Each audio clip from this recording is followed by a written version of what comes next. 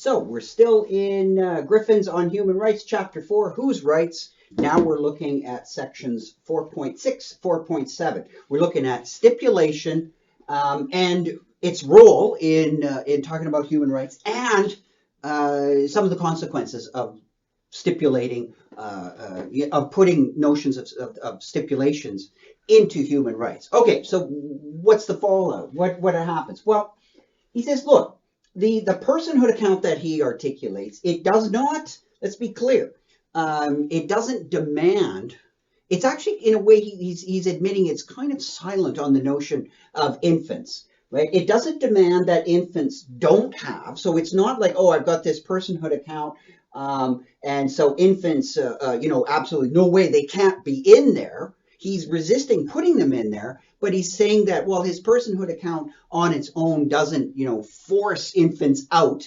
just, well, you're morally important, but you're forced out of that, of the domain of human rights. So it doesn't do that.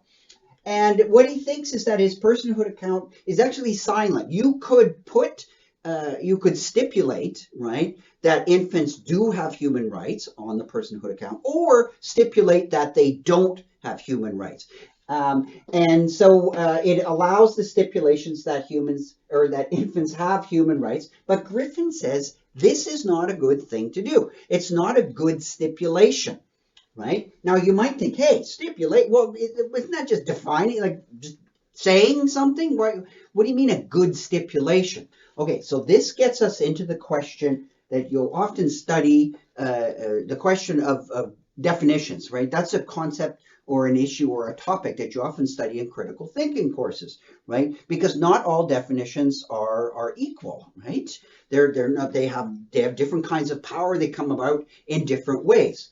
So and also okay. So but just to back up a bit, he's admitting that stipulations play a role in the foundations of human rights.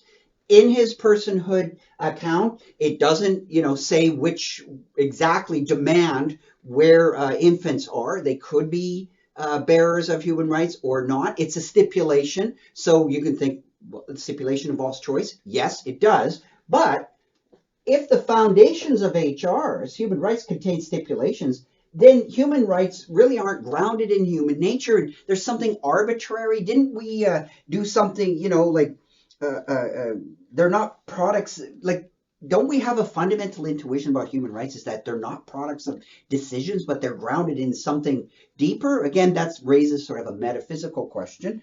And didn't Griffin already talk about, a large notion of naturalism, that sort of evaluative naturalism? Go back and check a few videos ago. I talked about that. Isn't there something funny going on here? Like to say their stipulations are not a good one. This seems weird. Well, at first blush, it is a little odd. It's a little counterintuitive until you start thinking about the notion of a stipulation and what that really is. What's going on here? Because just to call a stipulation, like to simply say a stipulation is a choice, that's a little misleading, right? Because think about, and Griffin, I'm sort of summarizing what he's talking about, is stipulation. Think of it as a genus. So stipulation, like defining your terms, there's different ways and for different reasons that you can define terms, or you can make these stipulations. Stipulations and definitions aren't exactly the same thing, but that's close enough for our purposes here. So think about this, that stipulation really is a genus concept. There's different kinds, different species of stipulations. One is that so you want to be careful not to confuse a species of stipulation with the whole genus, right? You don't want to say a species, dog, is the same as animal. Dogs are a species of animal. Don't equate the two, right? Never confuse a species and a genus, even though they're deeply related. Okay, so the kind of stipulation that we normally, or so when we just talk about choice, we think of the arbitrary ones. Like, I stipulate that chocolate is the tastiest taste in the universe. It's the best. Okay, fine. I could have said strawberry or vanilla or whatever. It doesn't really matter, right? So I'm just stipulating. It's kind of an arbitrary thing. What good does it do? Whatever. It's just sort of an empty stipulation. We do have that, but It's very different if you then say something like, okay, for the sake of discussion, I am going to stipulate. That's a little different. That's not quite as arbitrary. This now is moving from simply an arbitrary stipulation to one that is, we could call an organizing stipulation. Sometimes in law you'll use a term like precising definitions, right? You make things more precise. So think about, and we use stipulations all the time to help put order into our discourse. In other words, to make our speech with each other a little more structured, right? We stipulate meanings, we stipulate all kinds of things, and it allows us to get stuff done, right? That's why Socrates, the foundations of philosophy, was deeply concerned with questions of stipulations, questions of definition, right? They're not, Plato thought that stipulations and definitions really hooked onto the universe. We don't have to quite go that far into metaphysics to simply grind out the idea that stipulations help bring order. Well, what's a simple one? You can think of something like this. Think of the term student, right? A university will stipulate that student means, right? I don't know, enrolled in courses, enrolled in a program, paying tuition, blah, blah, blah. So that term student will be stipulated and will be given some kind of intention to basically bring an extension to the term student, right? Intentions carve out an extension. Remember, the extension is the thing in the world. The intention is the meaning, or and sometimes we say this sort of if you don't want too much metaphysics, instead of meaning, you just say, well, the linguistic phrase that expresses the meaning. In any case, but hold it. The term student is stipulated in different ways to make things organized. Go to a museum, they'll talk about a student price, right? And sometimes they'll stipulate that student means, between the ages of X and Y, like between the ages of, 6 or 7 to 22 or something like that. So they won't necessarily demand that you're in a program or whatever. So how does that, what good do these stipulations do? Well, they bring order, right, to the museum, how it charges its prices, right? So money's involved. That tends to be important when money's involved. So stipulating, that student means in one context helps the university organize how it works with its students, and it helps a museum, a different stipulation, helps a museum organize how it works with its customers and its clients, or whatever term you want to use. Same thing, I could stipulate that this will be a pawn, and this will be, a king, and this book will be the queen, and we could make a bunch of stipulations, and then we could use these objects and play a game of chess, right?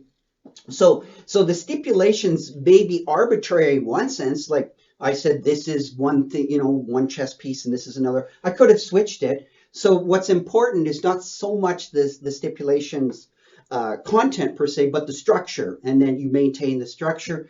And once you do all those stipulations, you play a game of chess. So what's going on here is that the stipulations can be just purely arbitrary, chocolate, or organizing. Student means this is a pawn, so they bring order. They allow us to engage in a practice of running a museum, engage in a practice of playing chess. So stipulations are extremely important. They are ultimately, in one sense, the foundations of communication, right? You can't just make up words or change stipulations randomly and expect to communicate properly. Well, this is the argument that sort of this kind of idea is what's going on in Griffin's conversation with us here, is that stipulating that HRs belong to normative agents, right?